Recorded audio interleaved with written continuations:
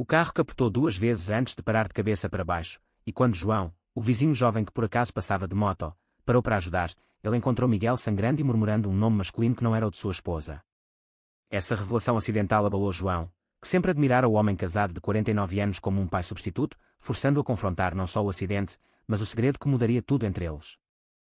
João desceu da moto correndo, o cheiro de borracha queimada e metal retorcido preenchendo o ar. Ele gritou pelo nome de Miguel, puxando a porta amassada com toda a força, ignorando os cortes em suas mãos. Miguel, preso pelo cinto, piscava confuso, o sangue escorrendo da testa. Ajuda. Por favor.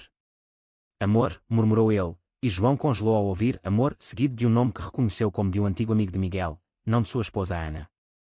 O jovem de 25 anos sentiu um frio na espinha, mas não havia tempo para perguntas. Ele ligou para os serviços de emergência, segurando a mão de Miguel enquanto esperavam. No hospital de Setúbal, horas depois, João esperava na sala de espera, as mãos tremendo. Ele morava no mesmo prédio em Lisboa que Miguel e Ana há anos, e sempre via Miguel como um modelo de estabilidade, um engenheiro bem-sucedido, pai de 2 filhos adolescentes, casado há 25 anos. João, por outro lado, lutava com sua própria identidade, escondendo atrasos por homens de sua família conservadora do interior. Porque Miguel murmurara aquilo? Era delírio?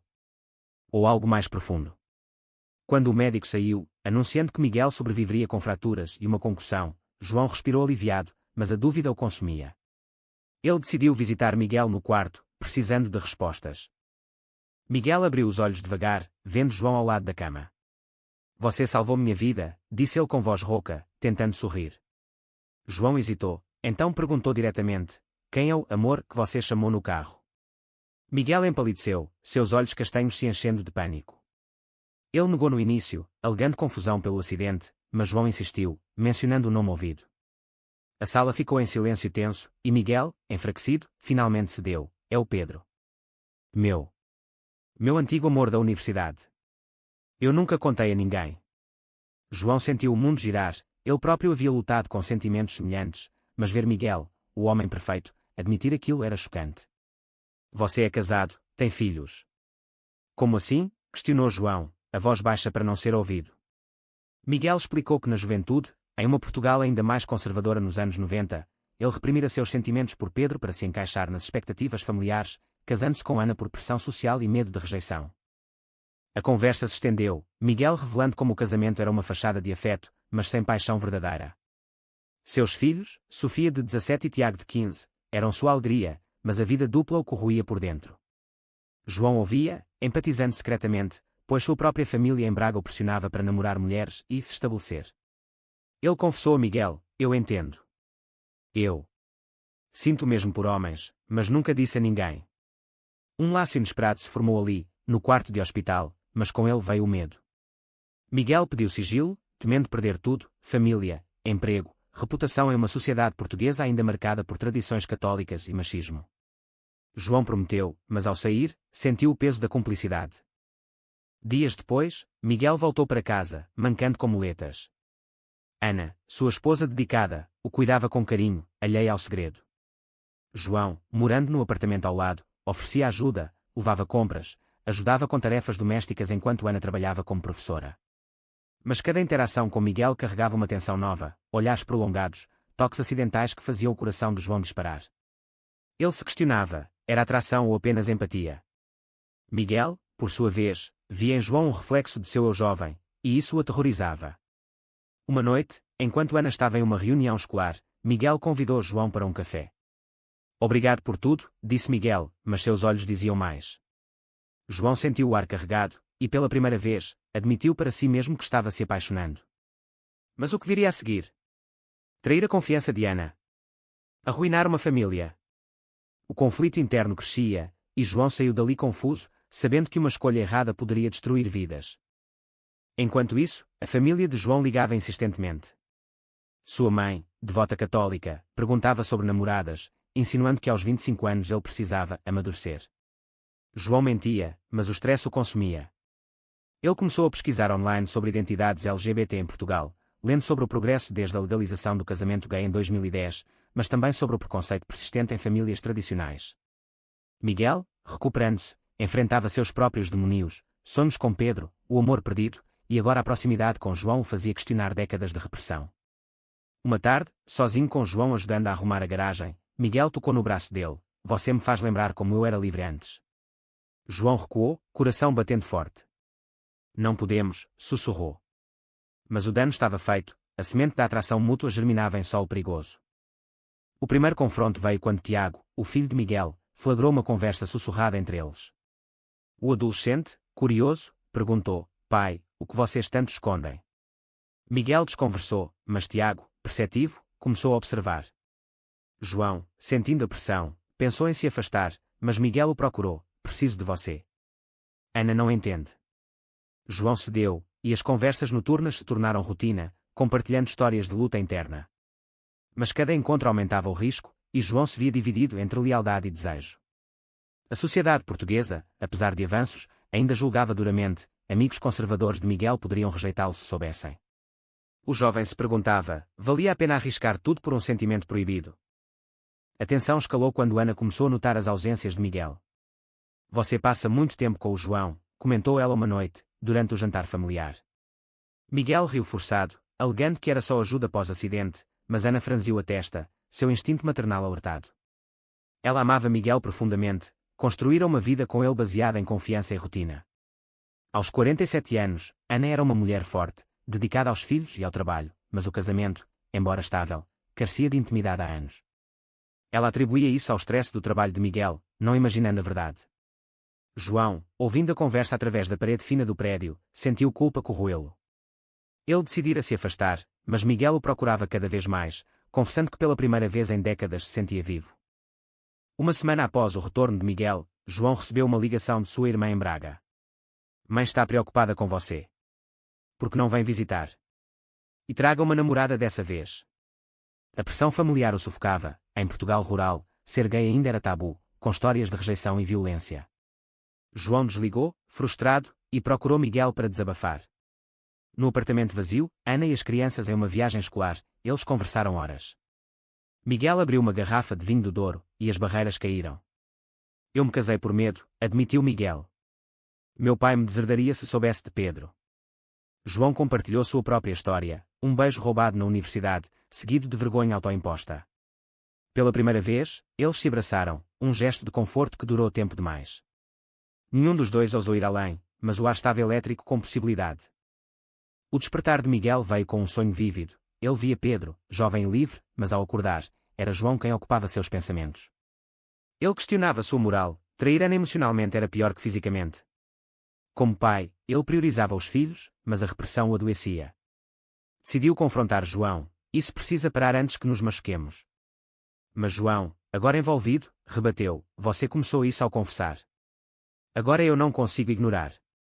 A discussão acalorada terminou em silêncio, cada um lidando com o conflito interno. Miguel pensou em contar a Ana, mas o medo de perder os filhos o paralisava. Em uma sociedade onde o divórcio ainda carrega estigma, especialmente com filhos, ele via só perda.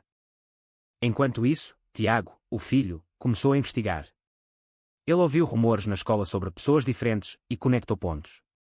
Uma noite, confrontou o pai: você gosta de homens, não é? Miguel negou veementemente, mas Tiago viu a mentira nos olhos dele. O adolescente, confuso, chorou: e a mãe? E nós? Miguel o abraçou, prometendo que nada mudaria, mas o dano estava feito. Tiago, em sua inocência, contou à irmã Sofia, que reagiu com raiva: você está louco. Pai não é assim. A família começava a rachar por dentro, e Miguel se culpava.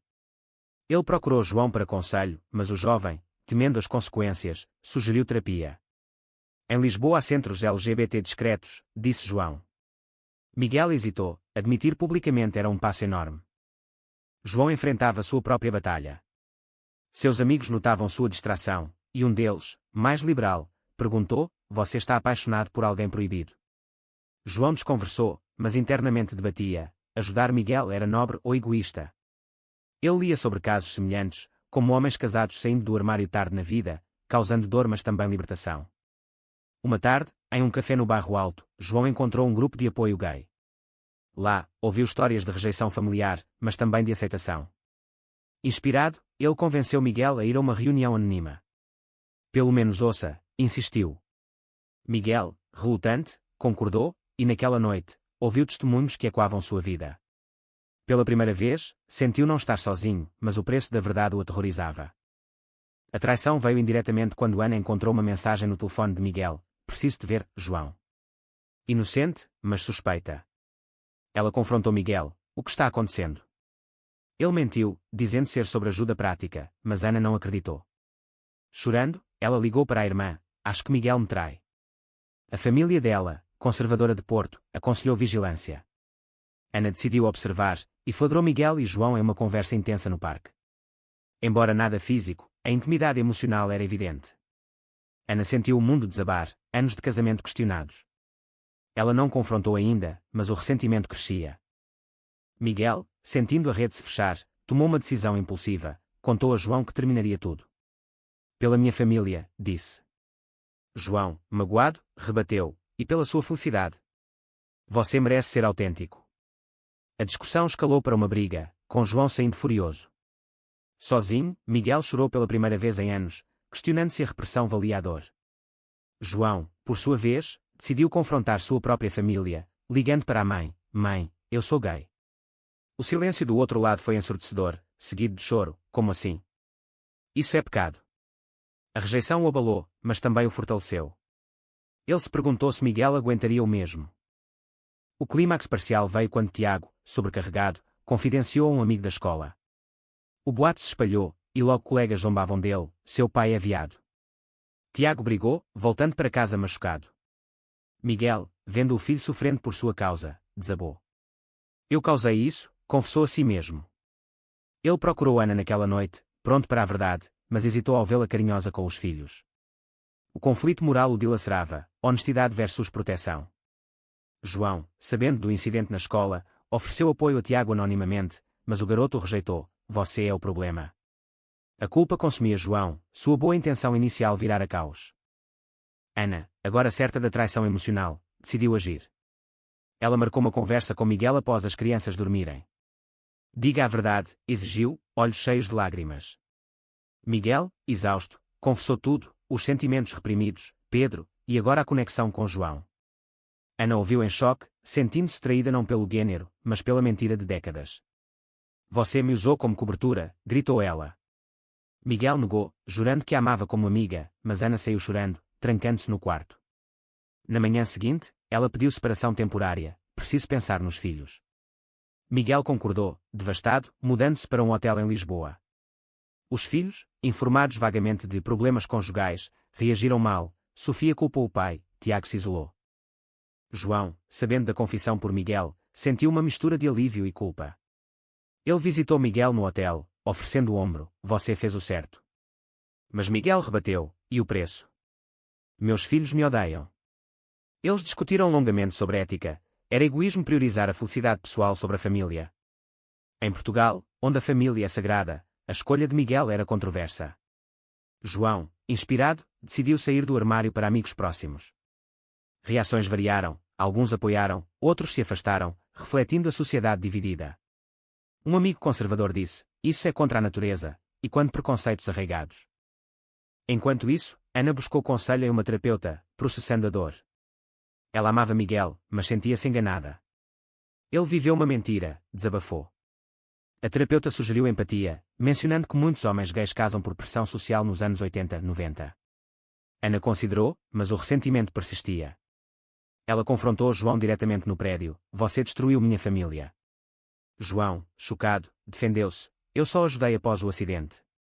O resto aconteceu."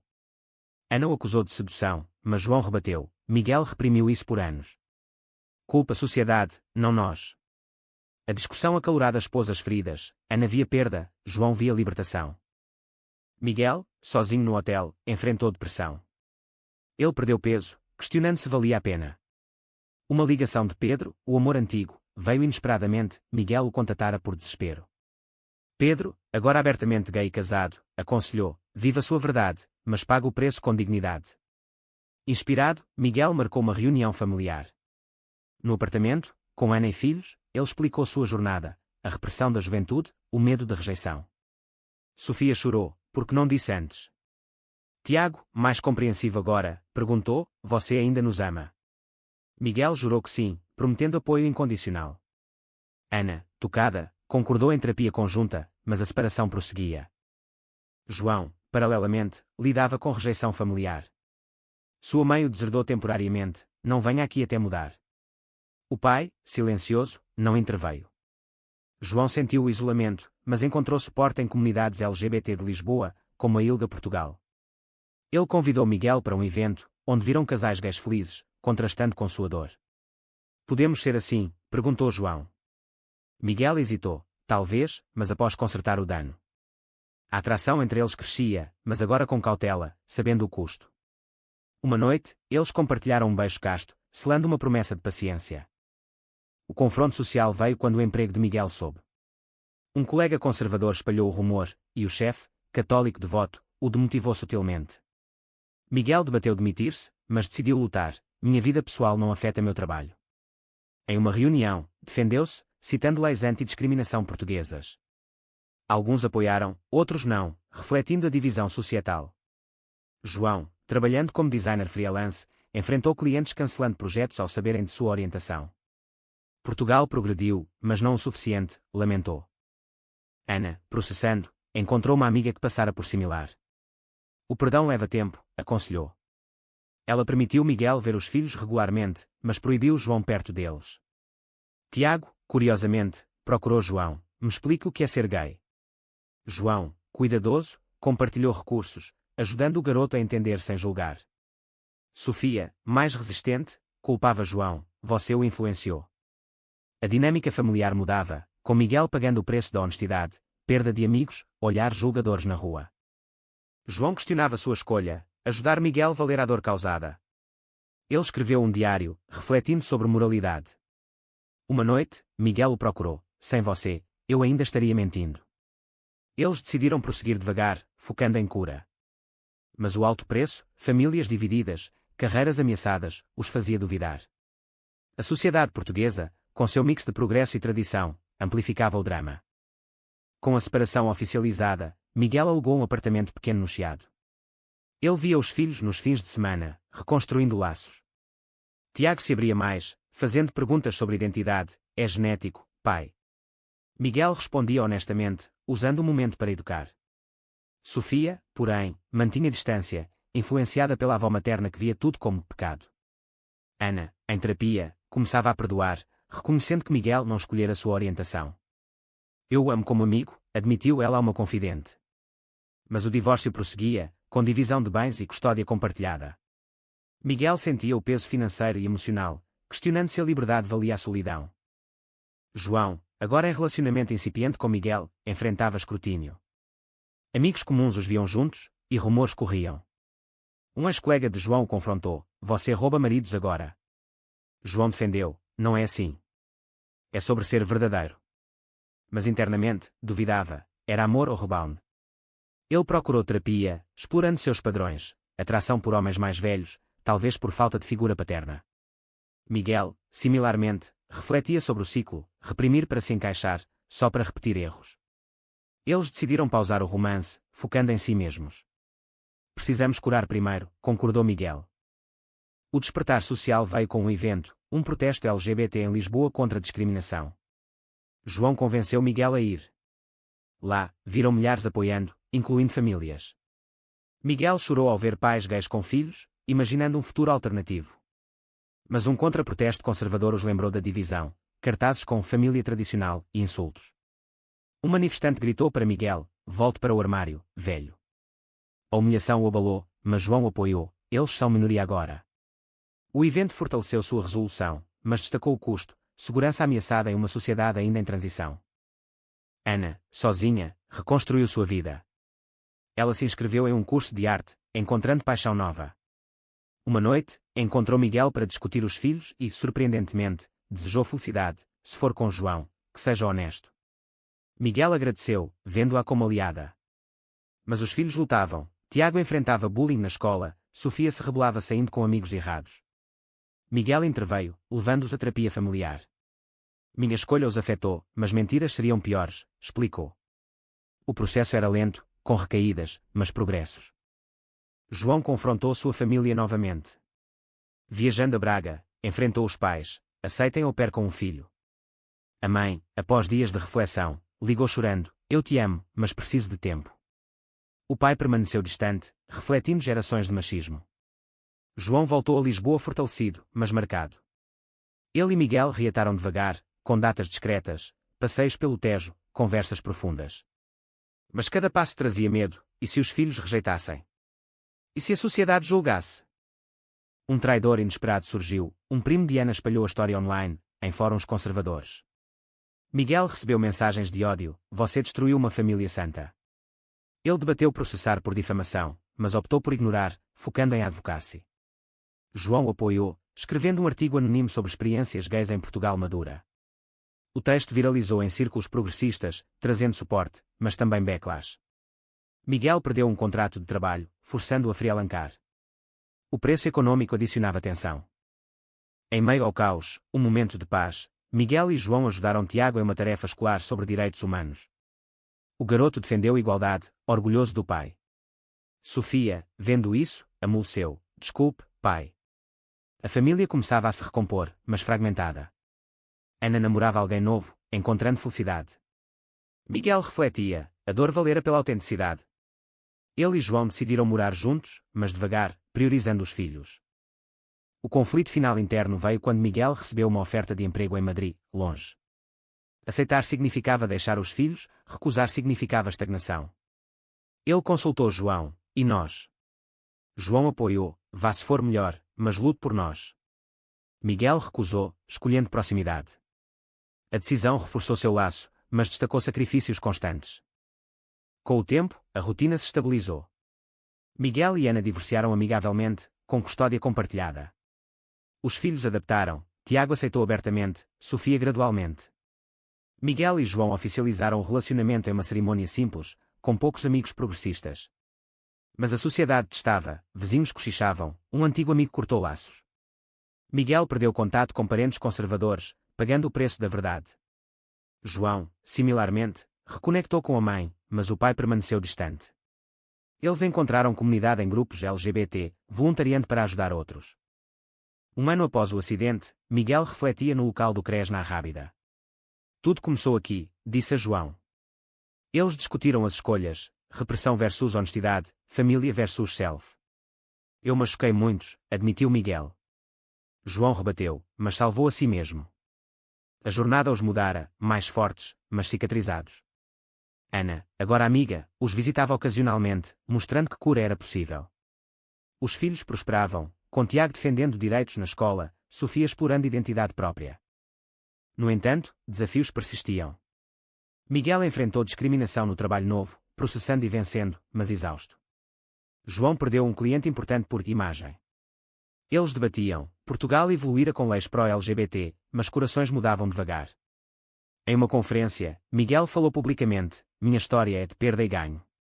Escolhi viver verdadeiramente, mas o preço foi alto. O aplauso misturado com vaias refletia a realidade. João, escrevendo um livro sobre sua experiência, questionava a moralidade: era certo priorizar amor próprio sobre obrigações familiares.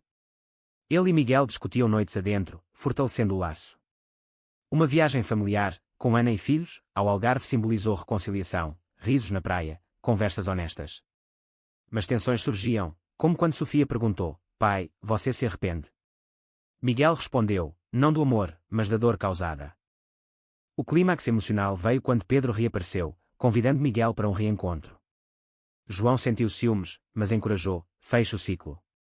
No encontro, Miguel viu Pedro feliz, fechando o passado. Voltando, ele propôs a João: casemos. João aceitou, mas com ressalvas, com os filhos a bordo. A cerimônia, em uma capela secular de Lisboa, foi discreta, mas significativa. Família misturada compareceu, mostrando progresso. Anos depois, Miguel olhava para trás, o acidente fora catalisador para a transformação. Ele pagara com isolamento, mas ganhara autenticidade.